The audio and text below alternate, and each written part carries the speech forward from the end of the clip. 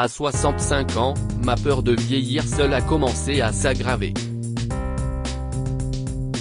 Comme je n'avais que mon petit-fils de 8 ans à la maison, j'ai voulu trouver un partenaire à aimer, et mon petit-fils m'a mené droit vers lui. J'ai élevé seul mon petit-fils Max, 8 ans, depuis que ses parents sont morts dans un tragique accident de voiture. J'ai mis Max de tout mon cœur, mais je ne veux pas l'accabler à l'idée de devoir s'occuper de moi quand je serai plus âgé. Pour moi, cela ne devrait pas être sa responsabilité de mettre sa vie entre parenthèses juste pour prendre soin de moi. Maintenant que j'ai 65 ans, l'idée de vieillir seul me préoccupe beaucoup plus. J'ai déjà eu un mari, mais il m'a quitté pour une autre femme qu'il avait rencontrée à une conférence de travail et il n'a pas gardé le contact depuis que notre divorce a été prononcé. Je voulais me trouver un compagnon, mais je savais qu'à mon âge, il serait difficile de trouver un célibataire dans une tranche d'âge appropriée dans notre quartier. Un jour, j'en parlais à ma bonne amie Mila, et elle m'a soudain donné une idée. Georgina, si est une excellente idée pour toi de trouver de la compagnie. Je suis fier que tu sois fidèle à toi-même et que tu le reconnaisses, m'a-t-elle félicité.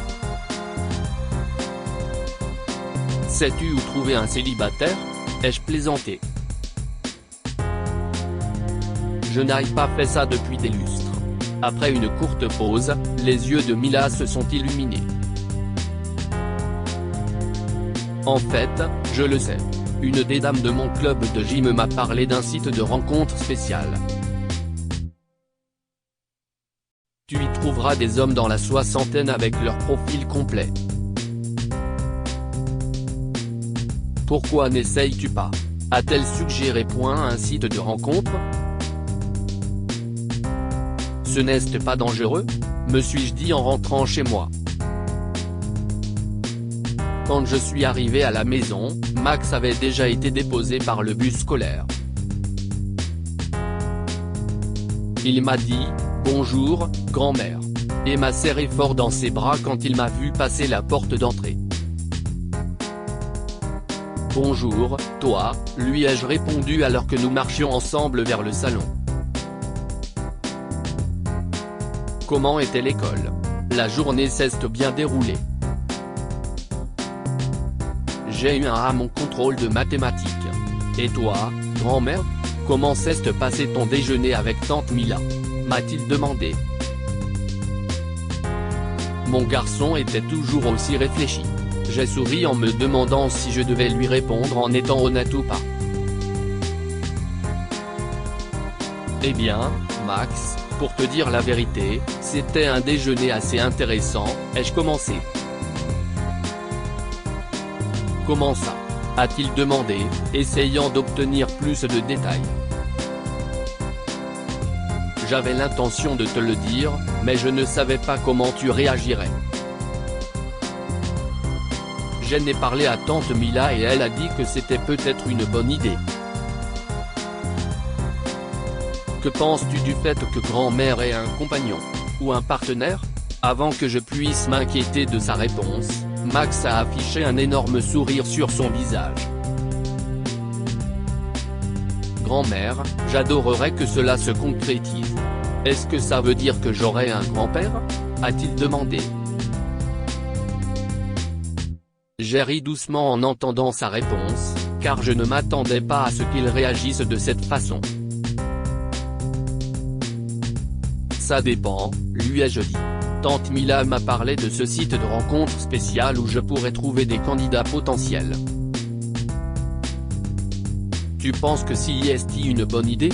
On peut y jeter un coup d'œil, a dit Max en ouvrant son sac à dos pour en sortir son ordinateur portable. Je lui ai donné le nom du site, et il est allé directement sur l'interface en question. Max, qui a toujours été un enfant brillant, a été en mesure de vérifier rapidement si le site était légitime ou non. Lorsqu'il a confirmé qu'il l'était, il m'a aidé à m'y inscrire. Les premiers jours, Max et moi avons passé du temps à regarder les différents profils ensemble. Il m'a expliqué le fonctionnement du site, en me disant que si je trouvais quelqu'un d'intéressant, je devais faire le premier pas et attendre qu'il réponde. La première semaine, Max et moi avons fait le premier pas à 2 reprises. Et un jour plus tard, nous avons programmé mon premier rendez-vous avec un homme appelé Lewis, qui était un ancien combattant. Lewis et moi devions nous rencontrer dans un café. Si les choses se passaient bien, nous parlions d'aller dans un restaurant gastronomique voisin pour continuer la conversation. Au revoir, Max. Souhaite-moi bonne chance. Ai-je dit avant de me diriger vers le garage pour récupérer ma voiture. Bonne chance, grand-mère. J'espère que ça se passera bien. Tu es magnifique, m'a-t-il salué depuis le salon.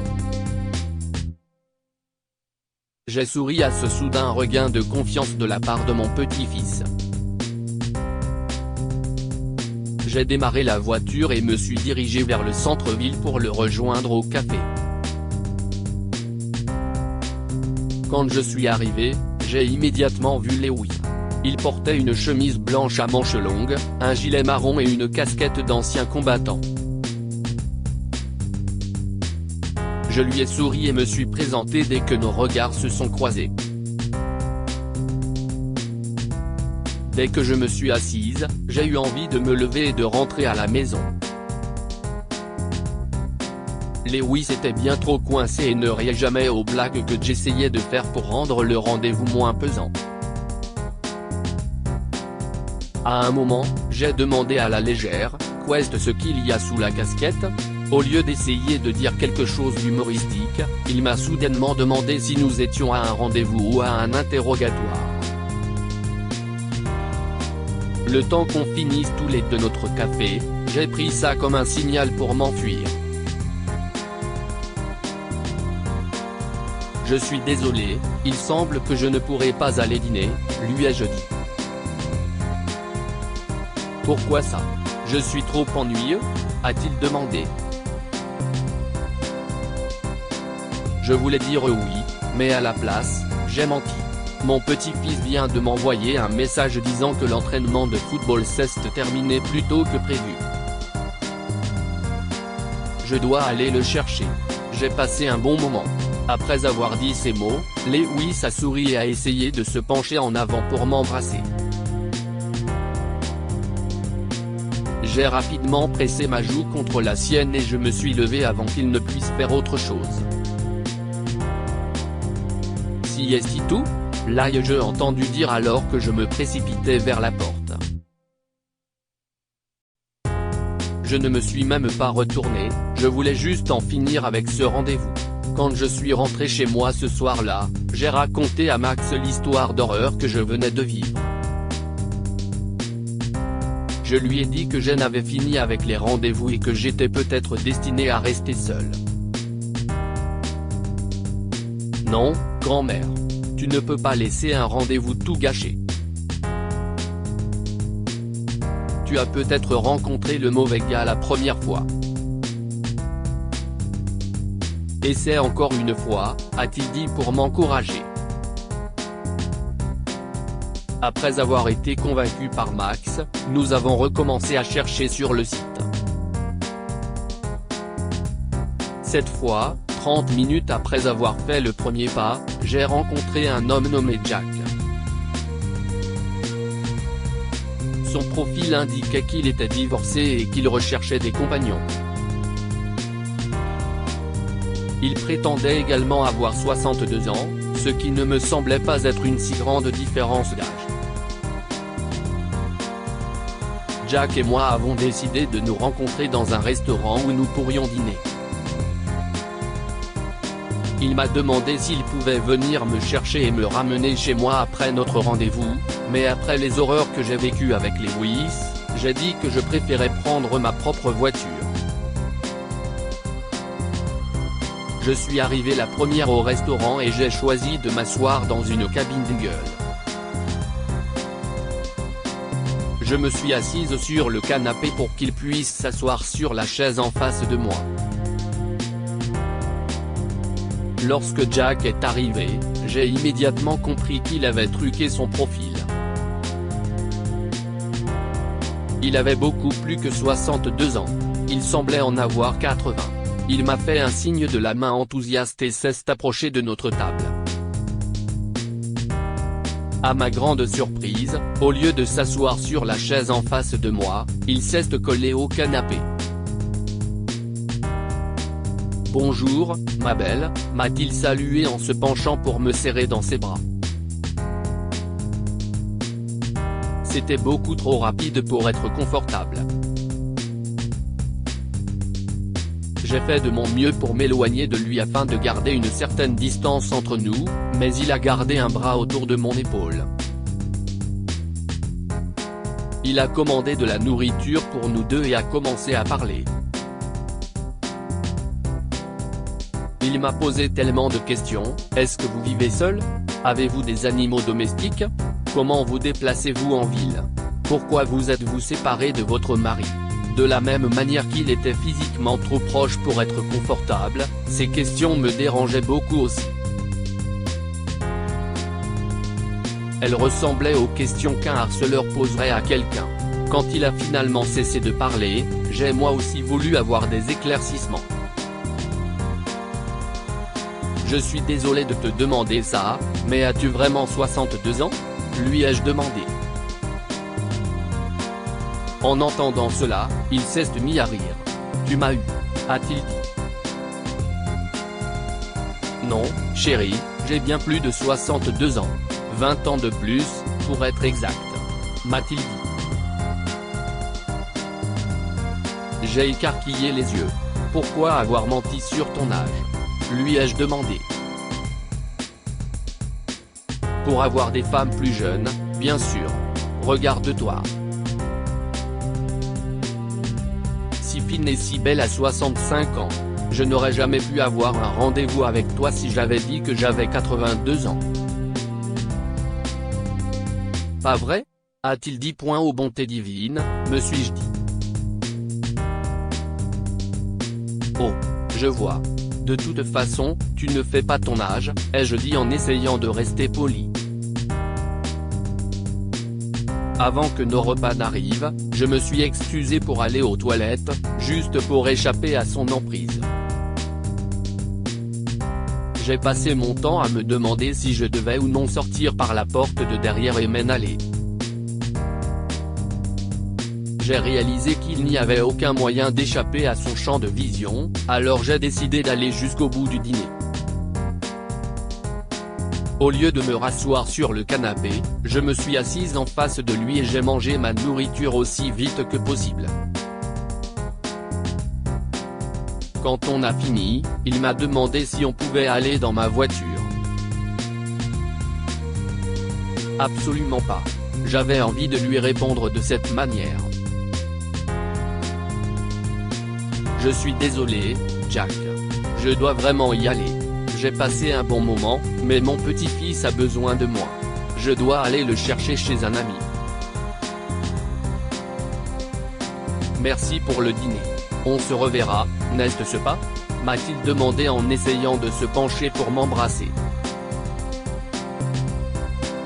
J'ai souri nerveusement et j'ai hoché la tête. Bien sûr, pourquoi pas. Mais là, je dois vraiment y aller. Au revoir, Jack. Bonne nuit. Je me suis levé, en faisant semblant de ne pas l'avoir vu se pencher vers moi. Ce soir-là, j'ai dit à Max que je n'avais fini avec les sites de rencontres. C'était épuisant de devoir rencontrer tant de gens différents et tellement anxiogène de ne pas savoir qui ils sont réellement ou d'où ils viennent. Alors, j'ai continué ma vie et j'ai décidé d'arrêter de chercher. Peut-être que je n'étais pas destiné à avoir un partenaire. Au lieu de cela, je me suis concentré sur Max et j'ai essayé d'être la meilleure grand-mère possible. Un jour, alors que Max et moi étions à l'épicerie, je suis tombé sur le plus bel homme que j'ai jamais vu. Il semblait tout droit sorti d'un film hollywoodien, avec des cheveux gris cendrés, des sourcils en brosse et des yeux bruns perçants. Qui est-il ? Me suis-je demandé. Max m'a surprise en train de fixer l'homme, qui achetait des patates douces et des choux, et s'est mis à rire. « Grand-mère, es-tu amoureuse ?» me dit-il en me taquinant. « Je crois que oui », lui ai-je répondu, toujours émerveillé par la beauté de cet homme. « Eh bien, va l'aborder », a insisté Max. Je secoua la tête et dis, il est probablement marié. Comment un homme comme lui peut être célibataire? Allez, on rentre. Sur le chemin du retour, et même pendant que nous faisions nos courses, je n'arrêtais pas de penser à cet homme. Il s'est avéré que Max n'avait pas cessé de penser à lui aussi. Je le connais quelque part, grand-mère. Je n'arrive pas à savoir où, m'a-t-il dit. Eh bien, si est-il trop tard, mon chéri. J'ai raté l'occasion de l'aborder au supermarché. Je ne reverrai jamais cet homme. Je pensais que cette conversation était terminée ce soir-là, mais un jour, alors que je préparais à Max des crêpes pour le petit déjeuner, j'ai soudain entendu un klaxon de voiture devant la maison. J'ai regardé par la fenêtre, et mes yeux se sont écarquillés en voyant le même homme du supermarché devant ma maison. « Max !» ai-je crié. « Pourquoi l'homme du supermarché est ici ?» Max avait un grand sourire sur le visage alors qu'il s'appuyait sur la porte de la cuisine. « Disons que j'ai utilisé mes relations, grand-mère, » dit-il en riant d'un air penaud. Mon petit-fils intelligent s'est finalement rappelé où il avait vu l'homme. Si est-il le grand-père d'un de ses camarades de classe, qui était veuf. Lui également cherchait une compagne, et lorsque Max s'est rendu chez son camarade de classe et l'a vu, il lui a parlé de moi. Quand Max m'a dit que vous étiez la plus belle femme de sa vie, je devais venir voir par moi-même, a dit cet homme, dont le nom était Pierce. Si est ainsi que j'ai rencontré l'amour de ma vie. Tout ça grâce à mon petit-fils. Certaines personnes me critiquent pour avoir choisi de trouver l'amour à mon âge, qualifiant cela de stupidité. Pensez-vous que ce que j'ai fait était bien? Dites-nous ce que vous pensez, et partagez cette histoire avec vos amis. Elle pourrait les inspirer et illuminer leur journée.